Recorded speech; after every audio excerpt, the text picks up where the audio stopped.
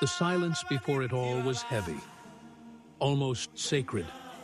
It lived in the air, in the rustling of palm leaves, in the stillness of ancient trees that had seen countless generations born and buried.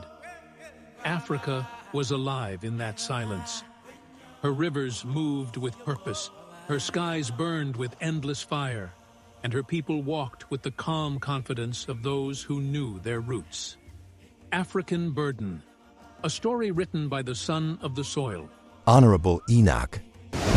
Sails appeared, white against the blue, like ghosts on the ocean. At first, they seemed harmless, like visitors carried by the wind. But the ancestors felt the disturbance. Birds grew quiet. The trees stopped swaying.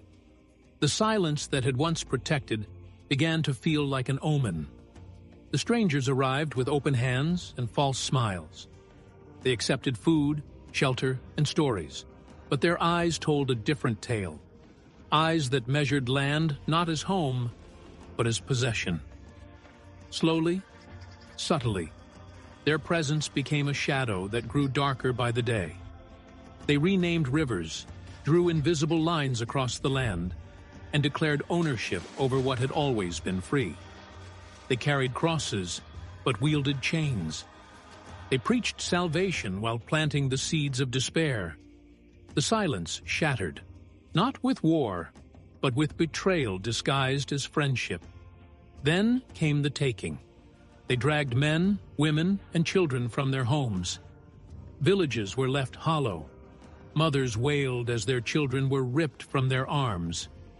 Fathers fought until their blood mingled with the earth they had sworn to protect. Bodies were thrown into ships where air was scarce, light was absent, and hope struggled to survive. The smell of sweat, salt, blood, and fear filled every corner.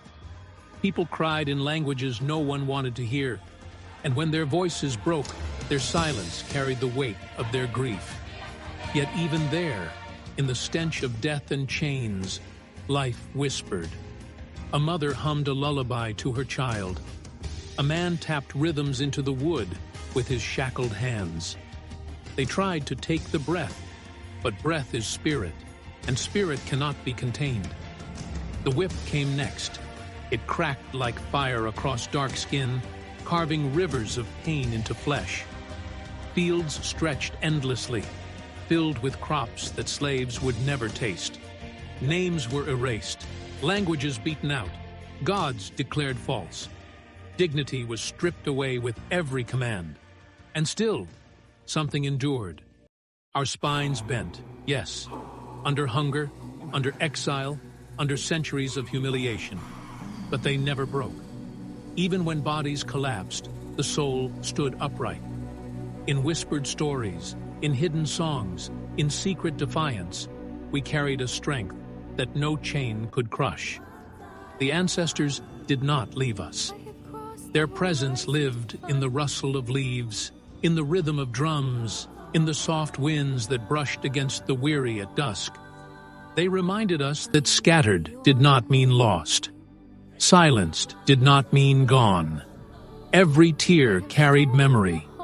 Every laugh carried resistance. Every heartbeat carried their echo. And the drum, the drum. They feared it most, for it was not an instrument, it was heartbeat, history, and rebellion in one. They banned it, beat those who played it, tried to silence its voice. But the drum never died. It hid itself in footsteps, in the call and response of workers, in the songs of mothers.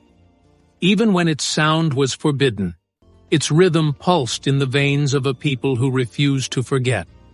The burden was heavy. Generations carried wounds that time has not fully healed. But from that burden came strength. From pain came rhythm. From silence came song. We are not only what was done to us. We are not only scars. We are the dream of ancestors who whispered in the dark, "Live." Africa bent, but Africa did not break. Africa suffered, but Africa survived. Africa was silenced, but Africa still speaks. And now, Africa rises, again, and again, and again.